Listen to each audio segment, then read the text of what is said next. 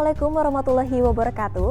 Selama bulan suci Ramadan, program Ngabuburit JPM TV hadir menemani Anda. Berbagai kisah Islami dan tausiah Ramadan akan kami hadirkan bersama saya, Farah Adelin.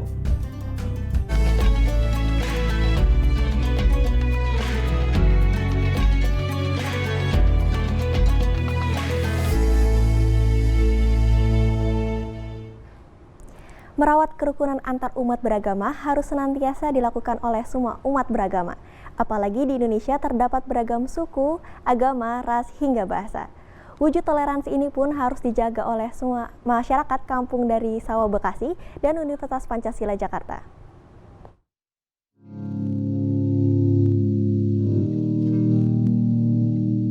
Menjaga toleransi antar umat beragama. Inilah yang menjadi bekal pondasi masyarakat di lingkungan Kampung Sawah di Kota Bekasi, Jawa Barat.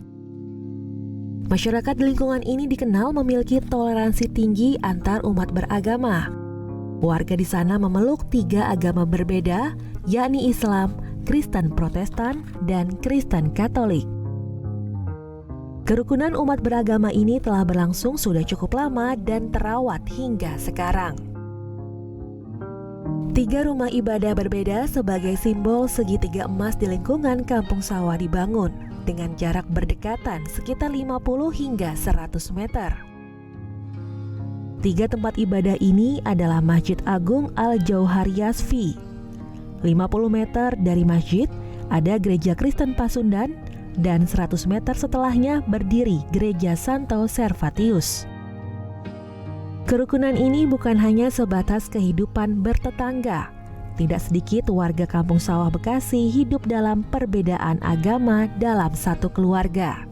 Pada perayaan Paskah minggu kemarin, kami mengundang dan dari pesantren Al-Aziz kebetulan berkenan untuk hadir dalam perayaan dengan tema anak-anak, perayaan anak-anak. Lalu mereka juga menyumbangkan pujian Islami dengan sukacita gitu. Jadi artinya mereka tidak mereka tidak berubah keimanannya. Selain toleransi saat Hari Raya keagamaan, warga Kampung Sawah juga kerap mengadakan forum komunikasi umat beragama. Pertemuan rutin itu digelar untuk saling mendukung satu dengan yang lain serta berdiskusi bagaimana cara mengangkat budaya Betawi. Masjidnya di sini Masjid Al-Jauhar Fisabilillah Yazvi. Masjid ini awalnya di sana depan itu berdiri dari tahun 77, awalnya musola kemudian berkembang jadi masjid. Sedangkan di sini sendiri baru tahun 2000 pindah ke sini. Tahun 2000 baru pindah ke sini. Sedangkan untuk gereja itu ada gereja Katolik Servatius dan gereja Kristen Pasundan. Toleransi di sini bagus. Contohnya untuk kegiatan keagamaan seperti Paskah, warga Muslim membantu keamanan. Begitu juga bila ada acara keagamaan di Muslim, kita juga membantu. Meski berdoa dengan cara yang berbeda-beda, namun toleransi antar umat beragama Kampung Sawah diharapkan dapat terus berlanjut, bahkan diturunkan ke generasi berikutnya. Semangat toleransi antar umat beragama juga digaungkan Universitas Pancasila Jakarta. Kampus ini memiliki 6 rumah ibadah yang kokoh berdiri di dalam satu kawasan kampus. 6 rumah ibadah tersebut adalah Masjid At-Taqwa, Geraha Layanan Kristen, Gereja Katolik Santo Petrus, Vihara Dhamma Sasana, Pura Widya Santika, dan Kelenteng Kebajikan Agung. Berada di halaman kampus, 6 rumah ibadah ini dibangun secara gotong royong oleh pihak universitas dan para relasi. Sementara penyelesaian 6 rumah ibadah dilakukan bertahap rentang 2018 hingga Desember 2021. Peresmiannya oleh Wakil Presiden Ma'ruf Amin pada 5 Januari 2022 lalu. Lengkapnya fasilitas ibadah yang ada menjadikan Universitas Pancasila sebagai universitas swasta pertama di Indonesia yang memiliki 6 rumah ibadah di lingkungan kampus. agama yang diakui. Ada 6. Jadi kan pas lah kalau kita ini punya memiliki simbol dengan membangun 6 rumah ibadah itu kan pas juga sesuai dengan nama universitasnya gitu. Justru di sini mau menunjukkan adanya toleransi, adanya perbedaan dan kerukunan itu yang menjadi harapan atau keinginan kami dengan adanya rumah ibadah ini. Meski berada di lingkungan kampus, 6 rumah ibadah ini tak hanya dapat digunakan sivitas akademik, namun juga masyarakat sekitar, sehingga dapat membangun relasi antar pemeluk agama. Potret menjaga toleransi ini sudah seharusnya kita bangun dalam kehidupan sehari-hari, agar tercipta kerukunan antar toleransi suku, budaya, dan agama. Tim Liputan, JPM TV.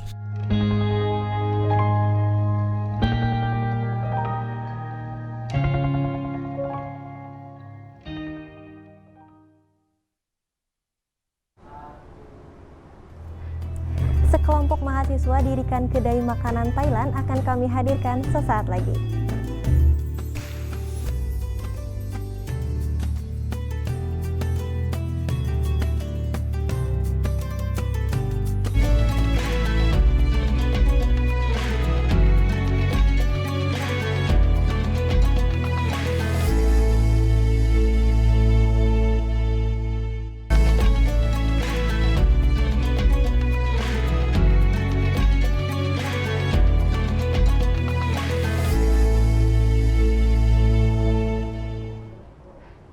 Ragam kuliner tersaji saat bulan Ramadan.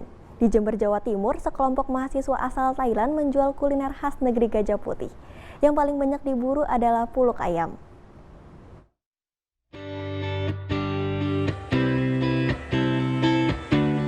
Masyarakat Jember, Jawa Timur tidak perlu jauh-jauh ke Thailand untuk menikmati makanan khasnya.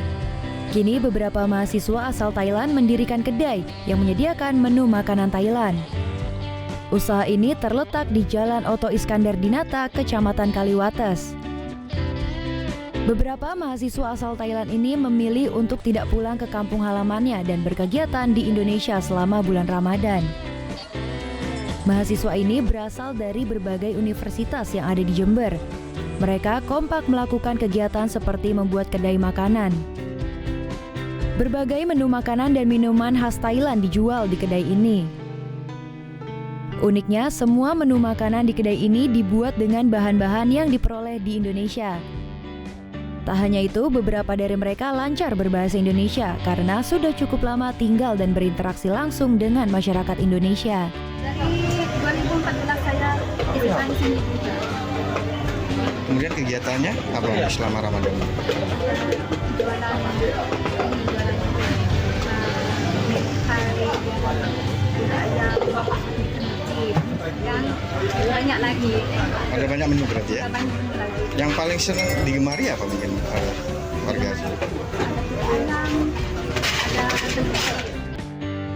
Menu favorit di kedai ini ialah puluk ayam, yang merupakan makanan khas Thailand yang terbuat dari ketan dan ayam goreng.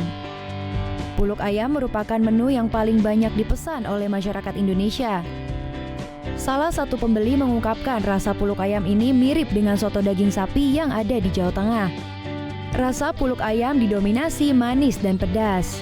Kalau menurut saya sih lebih kayak rasa soto ayam di Jawa Tengah, ada namanya soto daging sapi mungkin ya. Kuahnya itu kayak semacam soto yang ada khas dari Jawa Tengah tersebut.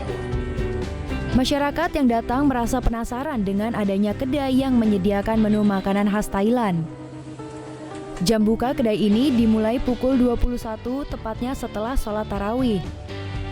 Usaha kuliner ini khusus dibuka pada bulan suci Ramadan saja.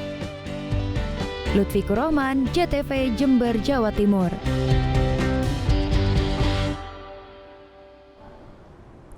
Mendekati Hari Raya Idul Fitri, produsen kue nastar durian di Jombang kebanjiran pesanan. Rasa durian asli Wonosalam yang diolah menjadi selai menjadi daya tarik peminat kue lebaran tersebut. Menu ini bisa menjadi alternatif menikmati durian dalam bentuk berbeda.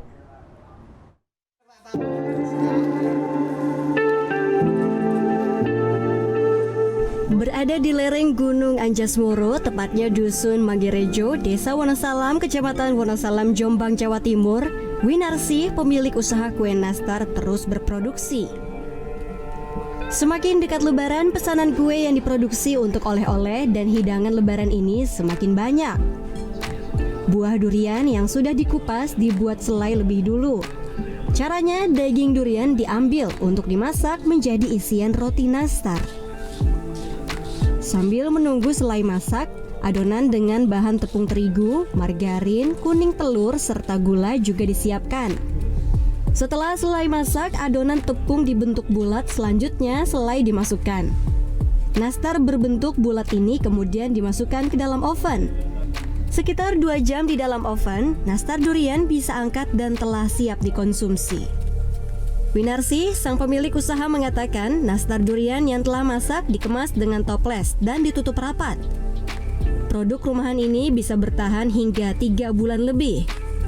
Hanya dengan uang Rp50.000 setiap toples, penggemar durian telah bisa berbagi saat Lebaran ataupun untuk oleh-oleh kerabat dan teman. Nastar.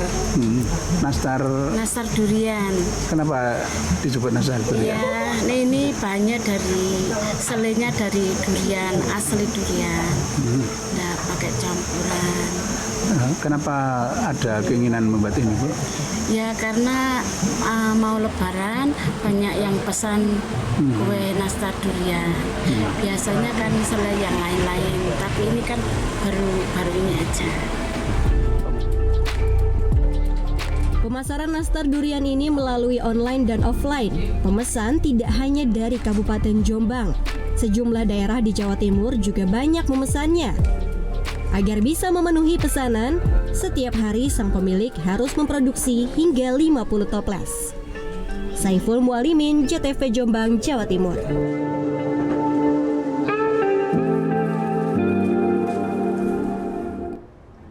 Sesaat lagi kami akan hadirkan Kultum Ramadan bersama Ustadz Ahmad Sunhaji. Nantikan usai jeda.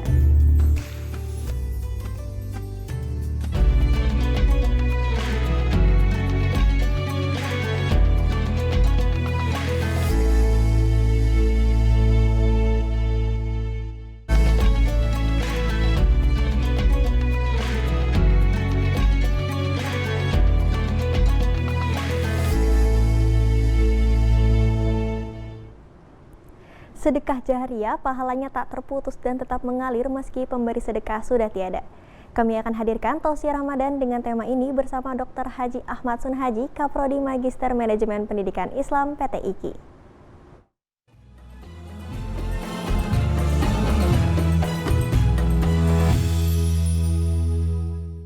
Assalamualaikum warahmatullahi wabarakatuh. Pemirsa GPM TV yang dirahmati Allah,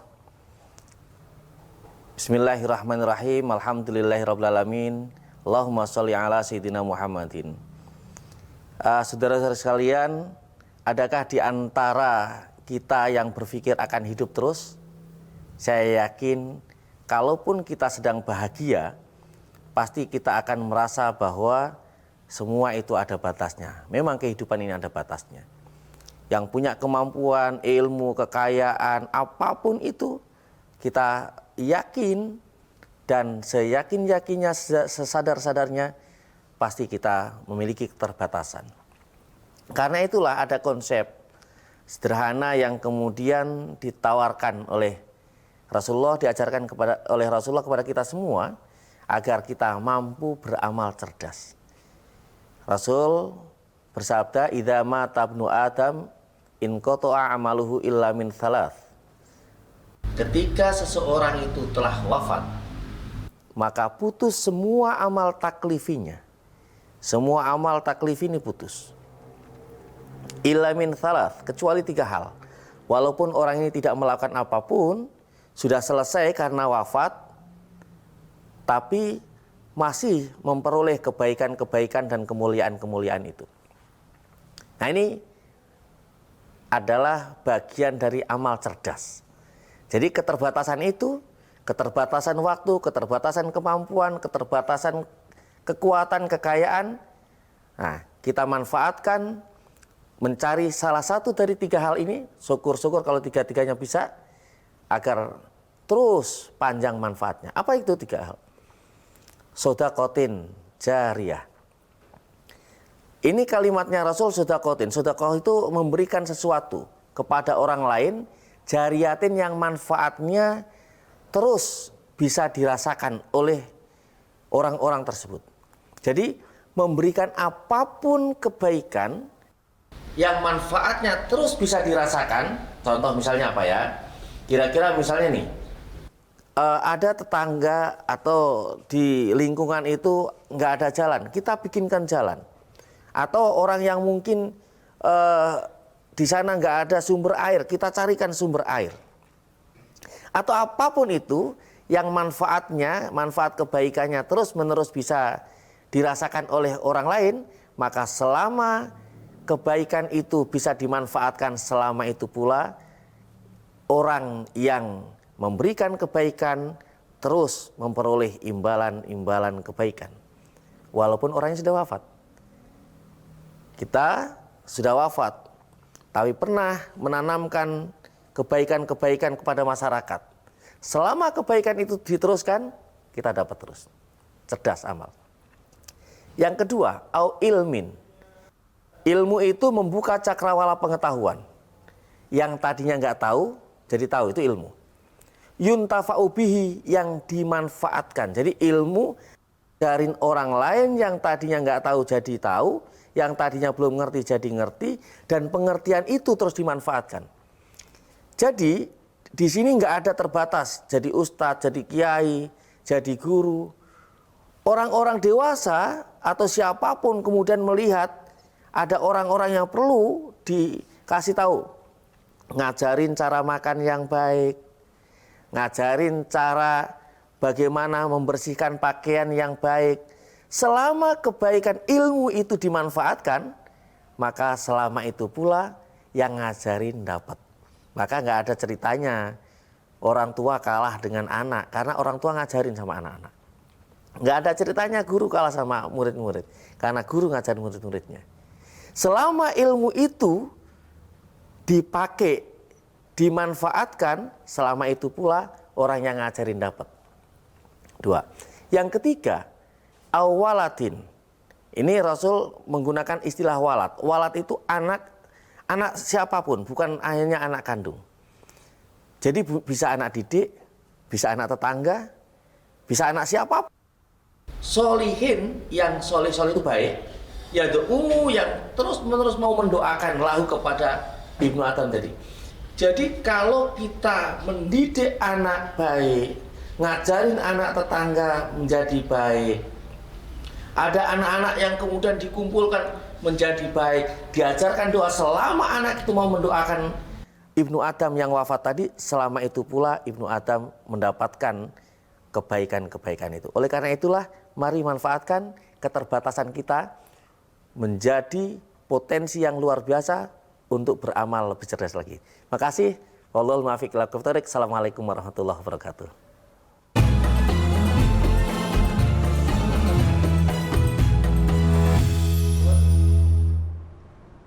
Demikian program Ngabuburit JPM TV hari ini. Saya Farah Arlin dan tim bertugas undur diri. Selamat berbuka puasa dan sampai jumpa. Wassalamualaikum warahmatullahi wabarakatuh.